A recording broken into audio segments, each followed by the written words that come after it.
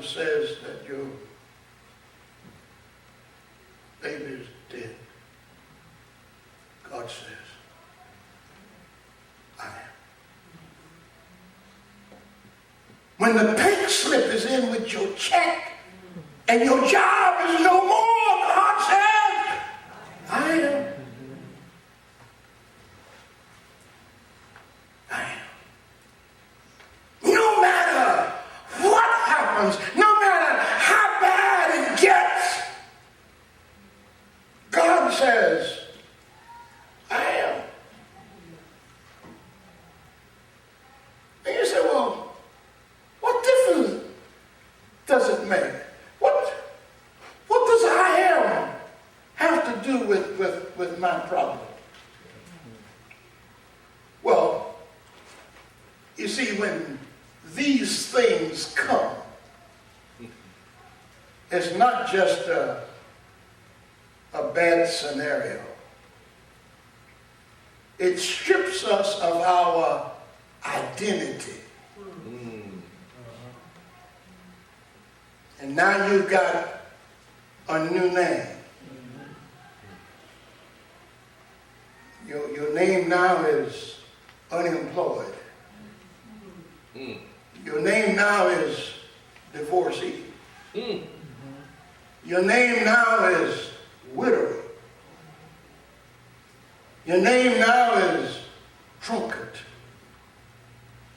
Your name now is the person who lost their son to drugs. Your name changes.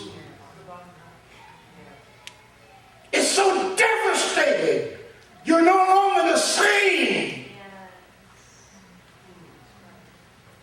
And God says, I am. Well, what does that have to do with anything? Well, let's look at it again. He said, I am the Lord your God, the Holy One of Israel. He says, listen, don't you worry about the name change. Don't worry about the new tag that's been put on you. Because from now on, you identify with me. I am. I am. And because I am, you are. Because you're mine. You're mine. You're mine. He told Israel, listen, I gave Egypt for you. I have a choice. I could take Egypt, or I could take you. And I redeemed you and destroyed Egypt. That's right. Are y'all listening to me? Yeah. Y'all getting the point here? He says, I am. I am whatever you need, whenever you need it. I just am.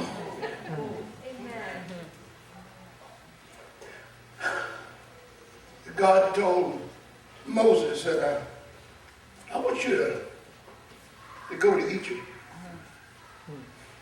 and tell Pharaoh that I said to let my people go. And Moses said, who shall I say sent me?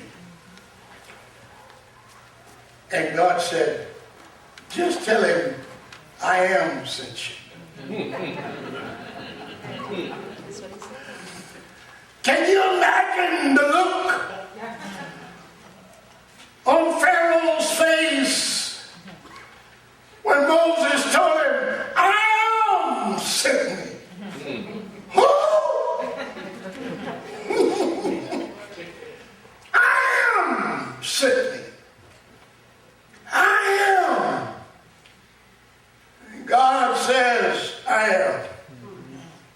That's all you need, friend. That's all you need. That's all you need.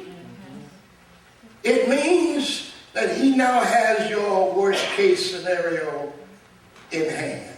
Amen. I am. let's get back to the story that I started with. This couple is laying there in the mud and debris, and the faint cries of the baby ceased, and there was a definite silence. And they assumed the worst.